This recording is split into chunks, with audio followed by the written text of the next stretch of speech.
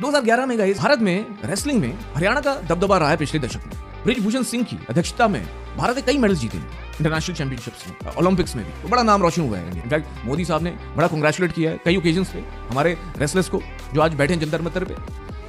अब देखिए हरियाणा फेडरेशन के चीफ हैं दीपेंद्र हुडा, अब उनके कैरेक्टर को इंट्रोड्यूस करते हैं और उनमें और बृजभूषण सिंह में टसल रही। 2012 में जब बृजभूषण सिंह जब WFI के प्रेसिडेंट बने तब दीपेंद्र हुडा भी कैंडिडेट थे WFI की प्रेसिडेंट की पोजीशन के लिए, पर वो बन ना पाए।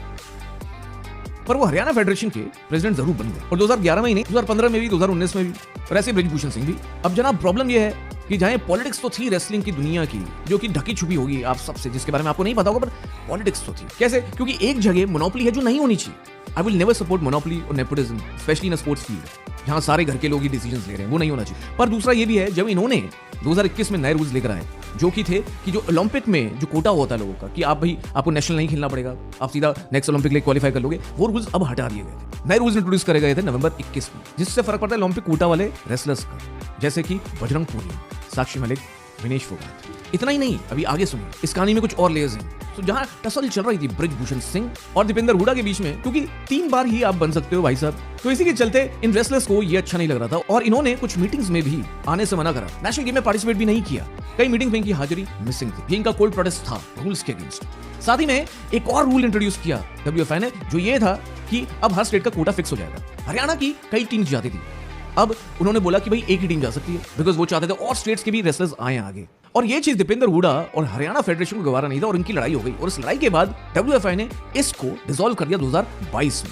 और उसके बाद डिसॉल्व ही नहीं करा हरियाणा फेडरेशन को, दीपेंद्र हुडा को वहां से रिमूव कर दिया और उनकी जगह नए प्रेसिडेंट को ले आए। तो ये सब जब जून 2022 में हो रहा था, इससे पहले एक और इंसिडेंट होता है, उसके बारे में भी बात करते हैं। विनेश फोगाट 2020 टोक्यो ओलंपिक्स में उनको सस्पेंड कर दिया गया WFI के द्वारा, क्योंकि उन्होंने क्या किया था विनेश फोगाट ने, उन्होंने ओलंपिक्स में जहां आप इंडिया को रिप्रेजेंट करते हो एक स्पॉन्सर का लोगो डाला था जो कि अलाउड नहीं था, उनको इस बात के लिए सस्पेंड करा गया था। उनको साथ में ये भी प्रॉब्लम थी विनेश को कि मैं और रेसलर्स के साथ नहीं रहूंगी, रूम शेयर नहीं करूंगी। तो उनको जब सस्पेंड करा तो उनको जो सस्पेंड करा उसका रिलेशन शायद इन सारी तस्वीरों में जो आपके सामने है वो हो सकता है बिकॉज विनेश फोगाट ने ये एक्सेप्ट किया था कुछ टाइम पहले कि उन पे तो कोई सेक्सुअल हैरेसमेंट कभी हुई नहीं। वो और बात है कि इनसाइट्स कमेटी की रिपोर्ट जो इकोनॉमिक टाइम्स ने छापी है, कुछ डिटेल्स उसकी, वो रिपोर्ट पब्लिक नहीं है, उसमें कुछ और ही है। उसके बारे में अभी आऊंगा मैं जब इनसाइट्स कमेटी की रिपोर्ट की बात करें।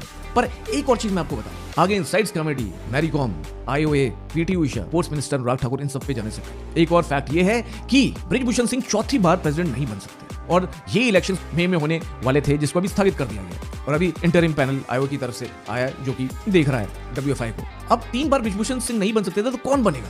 क्या हरियाणा फेडरेशन के चीफ दीपेंद्र हुडा? क्या आपको पता है कि बजरंग पूनिया, विनेश फोगाट और साक्षी मलिक तीनों हरियाणा से ही, हरियाणा फेडरेशन से ही, उनको रूल्स की प्रॉब्लम है। तो कुछ परतें क्लियर हो रही हैं। ये बस सब फैक्ट्स हैं और मेरा एनालिसिस है जो सोशल मीडिया डोमेन में ही मैंने एकत्रित किया है हमारी रिसर्च के द्वारा, जल्दबाजी में नहीं, बहुत